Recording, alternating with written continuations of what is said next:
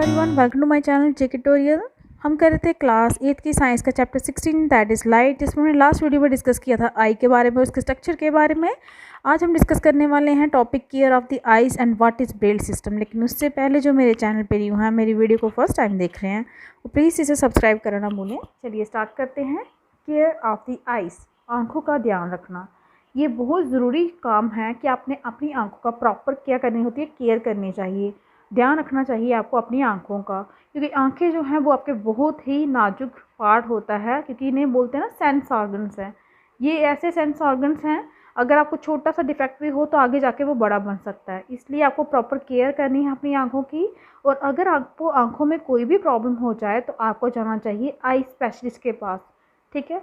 तो अगर regular checkup आप करवाते हैं और अगर आपको डॉक्टर एडवाइस करते हैं तो आपको यूज़ करनी चाहिए सूटेबल स्पेक्टेकल्स। अगर किसी को पास की प्रॉब्लम है, किसी को दूर की प्रॉब्लम है, किसी को कम दिखता है, तो उसके अकॉर्डिंग स्पेक्टेकल्स बनी होती हैं, उनका नंबर लगाया होता है। डॉक्टर आपको बताएंगे कि आपको कौन से नंबर की स्पेक्टेकल्स लगानी है।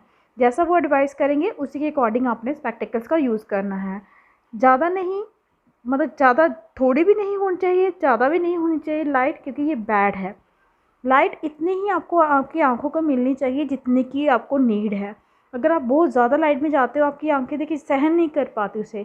और बहुत कम लाइट में अगर आप किसी चीज़ को देखने लगते हो तो वो आपको दिखाई नहीं देता, उससे भी आपकी आंखों में प्रेशर पड़ता है। इनसफिशिएंट लार्ज लाइट अगर हो, मीन्स अगर आपको जितनी लाइट चाहिए इतनी लाइट ना मिले, उसके कारण आपको आई स्ट्रेन होता है, प्रेशर बन जाता है आइज़ पे, हो सिर दर्द होना भी शुरू हो जाता है। वो बड़ी ज़्यादा लाइट हो, जैसे कि लाइट होती है आपकी सन की, तो एक पावरफुल सन की हो, चाहे पावरफुल लैंप की हो, चाहे लेज़र टॉर्च की, ये भी आपको नुकसान पहुंचा सकती है आपके रेटिना को। याद रखिए, रेटिना को नुकसान पहुंचा तो पूरी आंख खराब होने के पूरे चांसेस हैं। सन की लाइट हो, एकदम से सन की लाइट में भी नहीं जाना है, लेज़र लाइट भी नहीं होनी चाहिए, पावरफुल की लैंप की जो लाइट है वो भी ज़्यादा पावरफुल नहीं होनी चाहिए, उससे भी नुकसान पहुँचता है आपके रेटिना को। डायरेक्टली सन की साइड नहीं देखना है, या किसी भी पावरफुल लाइट जो है वो डायरेक्टली आपकी आंखों में नहीं पड़नी चाहिए। कई बार हमें क्या होता है, आंखों में खारिश होती है तो हम उसे रब करना शुरू कर देते हैं। अपनी आंखों को कभी भी रब नहीं करना चाहिए। अगर कोई पार्टिकल डस्ट जो है अगर आपकी आंखों में चले जाए, अपनी आंखों को वॉश कीजिए साफ पानी के साथ, लेकिन उसे रब नहीं कीजिए। और if there is no improvement, अगर आपको लगता है कि धोने के बाद फिर आंखें आइस धोने के बाद भी अगर आपको कोई इम्प्रूवमेंट नहीं मिली, कोई फ़र्क नहीं पड़ा, तो आपने किसके पास जाना चाहिए? डॉक्टर के पास जाना चाहिए। हमेशा रीड करना है, किसी भी चीज़ को अगर रीड करना है वो नॉर्मल डिस्टेंस ऑफ विजन पे करना है, जो कि मैंने आपको लास्ट वीडियो में बताई थी कितनी होती है, 25 सेंटीमीटर की दूरी से ही रीड करना है, ना ही इससे पास से, ना ही इससे ज़्यादा दूर से। कभी भी रीड मत कीजिए बुक को एकदम। कई बच्चे क्या करते हैं, बुक को आंखों के पास लेके आ जाते हैं और वहाँ से इसको रीड करते हैं। ऐसे आपको रीडिंग कभी नहीं करनी चाहिए। बुक को भी थोड़ा दूर, जहाँ से आपको क्लियरली दिखाई दे, इतनी ही दूर से आपने रीडिंग करनी है। आपने बैलेंस डाइट के बारे में सुना था ना 6th क्लास में, आपका फूड चैप्टर था जिसमें आपने बैलेंस डाइट के बारे में सुना था। अगर फूड में किसी चीज़ की कमी हो, किसी कंपोनेंट की कमी हो, ठीक है, तो आइज़ भी आपकी क्या करती हैं, सफ़र करती हैं। जैसे कि अगर कमी हो जाए आपके खाने में विटामिन ए की, तो वो रिस्पॉन्सिबल होता है, आंखों में नुकसान होता है। नाइट ब्लाइंडनेस का किया था ना, ये हमने डिस्कस किया हुआ है 6th क्लास में भी, कि विटामिन ए की कमी से आपको नाइट ब्लाइंडनेस की प्रॉब्लम हो सकती है। मोस्ट कॉमन जो है यही डिजीज़ है नाइट ब्लाइंडनेस की, अगर आपके खाने में किसकी कमी हो, विटामिन ए की। इसलिए मीन्स आपके खाने में भरपूर मात्रा में विटामिन ए होना चाहिए। इसीलिए जो भी आप अपनी डाइट लेते हैं उनमें विटामिन होना चाहिए ए। विटामिन ए आपको किस में पाया जाता है? कच्ची जो गाजर होती हैं, ब्रोकली होती है, वेजिटेबल्स होती हैं, जैसे कि हरा साग हो गया आपका, कॉड लिवर आयल, इसमें भी विटामिन ए होता है। एग्स में, मिल्क, चीज़, बटर, फ्रूट्स जैसे पपैया, मैंगो, इनमें भी ज़्यादा मात्रा में क्या पाया जाता है? विटामिन ए पाया जाता है। विटामिन ए से आपकी आंखें जो होती हैं अच्छी रहती हैं। अगर आपने अपनी आंखों को अच्छा रखना हो तो ऐसी ही चीज़ें खानी चाहिए जिनमें विटामिन ए हो, और वो हमें अभी डिस्कस की हैं कौन कौन से होती हैं। कच्ची गाजर होती हैं, ग्रीन वेजिटेबल्स होती हैं, कॉड लिवर आयल होता है, एग्स होते हैं, मिल्क, कर्ड, चीज़ मीन्स दूध से बनी हुई चीज़ों में ज़्यादातर क्या पाया जाता है? विटामिन ए पाया जाता है। फ्रूट्स में, पपैया में, मैंगो में भी विटामिन ए पाया जाता है। तो ये था आप अपनी आंखों की केयर कैसे कर सकते हैं। अब नेक्स्ट है, visually impaired person can read and right. Visually impaired means अगर किसी को दिखाई नहीं देता, जो लोग देख नहीं सकते वो भी पढ़ लिख सकते हैं। अब आप सोचोगे ये कैसे हो सकता है, क्योंकि बिना देखे कोई कैसे पढ़ सकता है। कुछ पर्सन जिसमें बच्चे भी आते हैं विजुअली इम्पेयर्ड होते हैं, आपने देखा है ना, कई बच्चे होते हैं जो नहीं देख पाते, they have very limited vision to see things. कुछ ऐसे होते हैं कि उनका बहुत कम देखने की शक्ति होती है, वो चीज़ों को देख ही नहीं पाते, कहीं तो बिल्कुल ही नहीं देख पाते, कहीं को बहुत ही कम दिखता है। कुछ पर्सन ऐसे होते हैं जिनको जन्म से ही दिखाई नहीं देता। कुछ पर्सन होते हैं जिनकी आई साइट चली जाती है किसी बीमारी के कारण या किसी चोट के कारण, किसी एक्सीडेंट के कारण। ऐसे पर्सन क्या करते हैं, कोशिश करते हैं, वो आइडेंटिफाई करते हैं चीज़ों को टच करके और सुन के आवाज़ केयरफुली।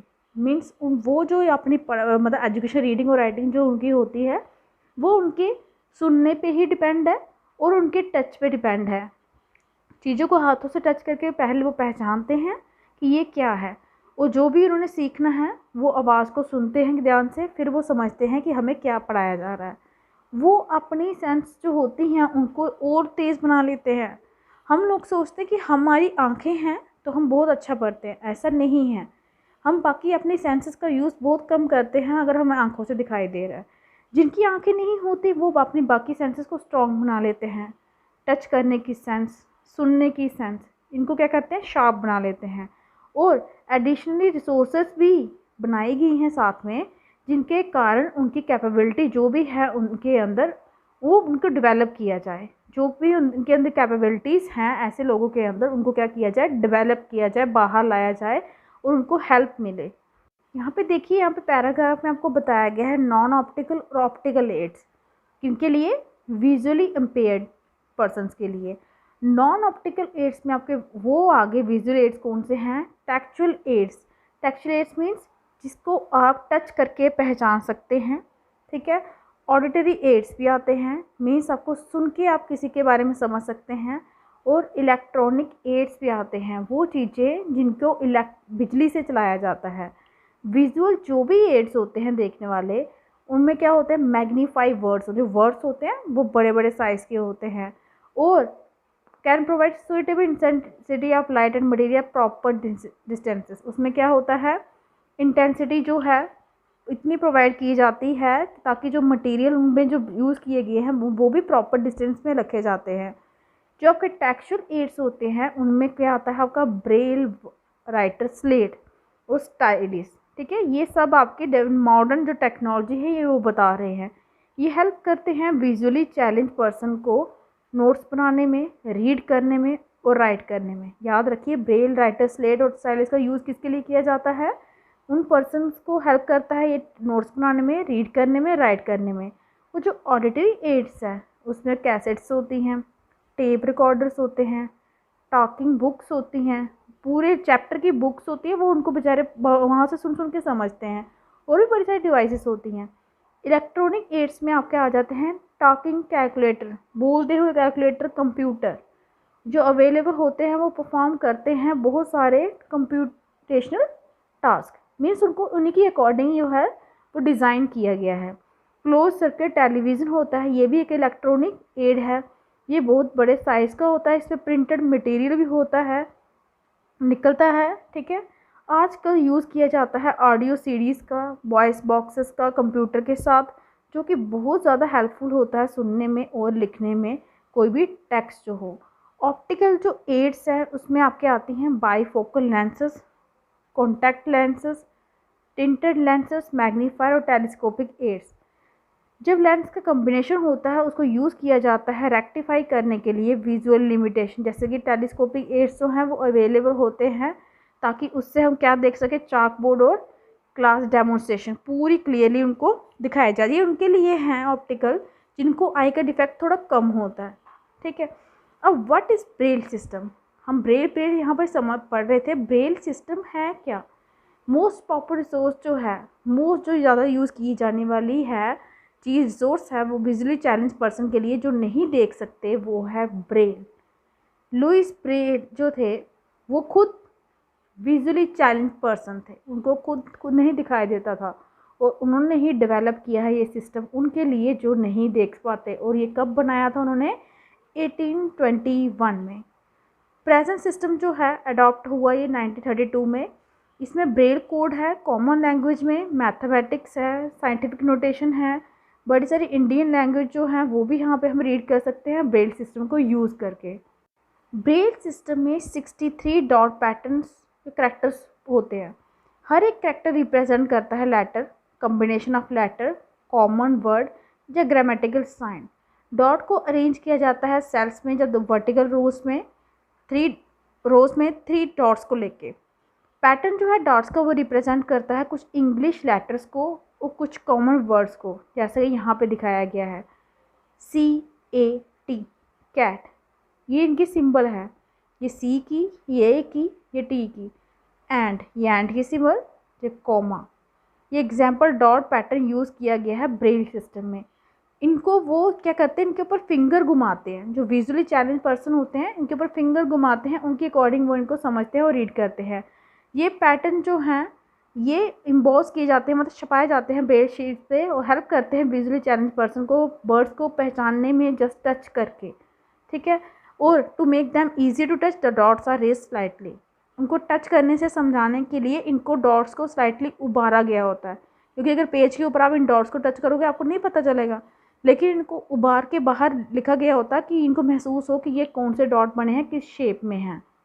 ये जो विजुअली इम्पेयर्ड पर्सन होते हैं, जो भी लोग होते हैं, वो लर्न पर सीखते हैं ब्रेल सिस्टम स्टार्टिंग से ही। किसकी हेल्प से? लेटर की हेल्प से। फिर उसके बाद कुछ करैक्टर्स होते हैं, फिर उसके बाद लेटर कंबाइन करना, वो सब ब्रेल सिस्टम से सीखते हैं। मैथड जो डिपेंड होता है मेन क्या है, पहचानना, वो भी टच करके वर्ड को पहचानना। हर एक करैक्टर को मेमोराइज़ किया जाता है, याद भी किया जाता है कि ये कौन सा है। जैसे ए के ऊपर फिंगर घुमाई, बताया ये ए है, अब माइंड में रखना है कि ये ए की शेप है। ब्रेल टेक्स्ट भी प्रोड्यूस किए गए हैं, हाथों के द्वारा भी, मशीन्स के द्वारा भी बनाए गए हैं। टाइपराइटर जैसे डिवाइसेस और प्रिंटिंग मशीन जो हैं वो भी अब डेवलप हो चुकी हैं विजुअली इम्पेयर्ड पर्सनस के लिए।